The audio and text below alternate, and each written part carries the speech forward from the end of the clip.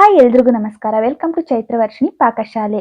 ನಾನಿವತ್ತು ರೆಸ್ಟೋರೆಂಟ್ಗಳಲ್ಲಿ ಮಾಡುವಂತಹ ಗಾರ್ಲಿಕ್ ಚಿಕನ್ನ ಮನೆಯಲ್ಲಿ ಸಿಂಪಲ್ ಆಗಿ ಹಾಗೆ ಟೇಸ್ಟಿಯಾಗಿ ಹೇಗೆ ಮಾಡೋದು ಅಂತ ಹೇಳಿ ತೋರಿಸ್ತಾ ಇದ್ದೀನಿ. ಮೊದಲಿಗೆ ಚಿಕನ್ ಎಲ್ಲ ಚೆನ್ನಾಗಿ ವಾಶ್ ಮಾಡಿ ಎತ್ತಿಟ್ಕೊಳ್ತಾ ಇದ್ದೀನಿ. ಈಗ ಒಂದು ಪಾತ್ರೆಗೆ 3ರಿಂದ 4 ಸ್ಪೂನ್ ಆಗುವಷ್ಟು ಎಣ್ಣೆ ಹಾಕೊಂಡು, ಎಣ್ಣೆ ಎಲ್ಲ ಬಿಸಿ ಆದಮೇಲೆ 1 ಗೆಡ್ಡೆ ಬೆಳ್ಳುಳ್ಳಿನ ಚಿಕ್ಕದಾಗಿ ಕಟ್ ಮಾಡಿಕೊಂಡು ಹಾಕೊಳ್ತಾ ಇದ್ದೀನಿ. ಬೆಳ್ಳುಳ್ಳಿ ಎಲ್ಲ ಚೆನ್ನಾಗಿ ಕಲರ್ ಚೇಂಜ್ ಆಗಬೇಕು. ಅದಾದ್ಮೇಲೆ ವಾಶ್ ಮಾಡಿ ಎತ್ತಿಟ್ಟಿರೋಂತಹ ಚಿಕನ್ನ ಸೇರಿಸ್ಕೊಂಡು ಚೆನ್ನಾಗಿ ಮಿಕ್ಸ್ ಮಾಡ್ಕೊಳ್ಳೋಣ. ಆಯಿಲ್ನಲ್ಲಿ ಬೆಳ್ಳುಳ್ಳಿ ಫ್ಲೇವರ್ ಎಲ್ಲ ಚೆನ್ನಾಗಿ ಬಿಟ್ಟಿರುತ್ತೆ. ಈ ಥರ ಮೊದಲೇ ಬೆಳ್ಳುಳ್ಳಿ ಫ್ರೈ ಮಾಡಿಕೊಂಡ್ರೆ ಫ್ಲೇವರ್ ಎಲ್ಲ ಕಡೆ ಸರಿಯಾಗಿ ಸ್ಪ್ರೆಡ್ ಆಗುತ್ತೆ. 1-2 ನಿಮಿಷ ಇದೇ ಥರ ಮಿಕ್ಸ್ ಮಾಡ್ಕೊಳ್ತಾ ಇರೋಣ. ಅದಾದ್ಮೇಲೆ ರುಚಿಗೆ ತಕ್ಕಷ್ಟು ಉಪ್ಪು, ಅರ್ಧ ಸ್ಪೂನ್ ಆಗುವಷ್ಟು ಗರಂ ಮಸಾಲೆ, 1 ಸ್ಪೂನ್ ಆಗುವಷ್ಟು ಚಿಕನ್ ಮಸಾಲ, ಹಾಗೆ 1 ಸ್ಪೂನ್ ಆಗುವಷ್ಟು ಅಚ್ಚ ಖಾರದ ಪುಡಿ, ಅರ್ಧ ಸ್ಪೂನ್ ಆಗುವಷ್ಟು ಧನಿಯಾ ಪುಡಿ, ಇಷ್ಟನ್ನು ಹಾಕೊಂಡು ಚೆನ್ನಾಗಿ ಮಿಕ್ಸ್ ಮಾಡ್ಕೊಳ್ಬೇಕು. ಚೆನ್ನಾಗಿ ಮಿಕ್ಸ್ ಮಾಡಿಕೊಂಡು ಲಿಡ್ ಕ್ಲೋಸ್ ಮಾಡಿ ಒಂದು 7ರಿಂದ 8 ನಿಮಿಷಗಳ ಕಾಲ ಬೇಯಿಸ್ಕೊಳ್ಳೋಣ. ನೋಡಿ, ಇದಿವಾಗ ಒಂದು 70% ಅಷ್ಟು ಬೆಂದಿದೆ. ಈಗ ಇದಕ್ಕೆ 2 ಮೀಡಿಯಂ ಸೈಜ್ ಈರುಳ್ಳಿನ ಈ ಥರ ಕಟ್ ಮಾಡಿಕೊಂಡು ಸೇರಿಸ್ಕೊಳ್ತಾ ಇದ್ದೀನಿ.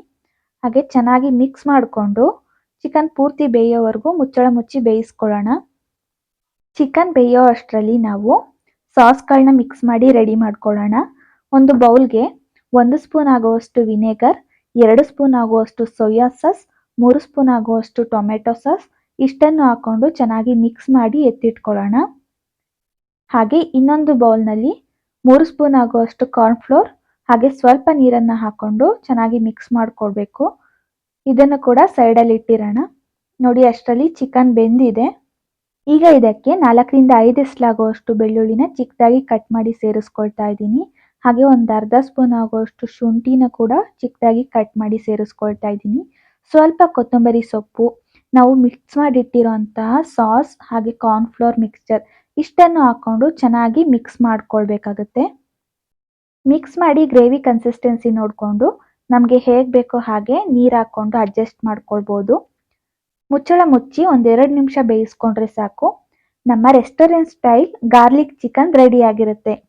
ನೋಡಿದ್ರಲ್ವಾ ಫ್ರೆಂಡ್ಸ್, ರೆಸ್ಟೋರೆಂಟ್ ಸ್ಟೈಲ್ ಗಾರ್ಲಿಕ್ ಚಿಕನ್ನ ಮನೆಯಲ್ಲೇ ಸಿಂಪಲ್ ಆಗಿ ಟೇಸ್ಟಿಯಾಗಿ ಹೇಗೆ ಮಾಡ್ಕೊಳ್ಳೋದು ಅಂತ. ಇನ್ನೂ ಯಾರೆಲ್ಲ ನಮ್ಮ ಚಾನಲ್ನ ಸಬ್ಸ್ಕ್ರೈಬ್ ಆಗದೆ ವಿಡಿಯೋ ನೋಡ್ತಿದ್ರೆ ಅವರು ಈಗಲೇ ಸಬ್ಸ್ಕ್ರೈಬ್ ಆಗಿ. ಹಾಗೆ ಈ ರೆಸಿಪಿ ನಿಮಗೆ ಇಷ್ಟ ಆದರೆ ಲೈಕ್ ಮಾಡಿ ಹಾಗೆ ಶೇರ್ ಮಾಡಿ. ನಿಮ್ಮನೆಲ್ಲೂ ಟ್ರೈ ಮಾಡಿ ಹೇಗಿತ್ತು ಅಂತ ನನಗೆ ಕಮೆಂಟ್ ಮಾಡಿ.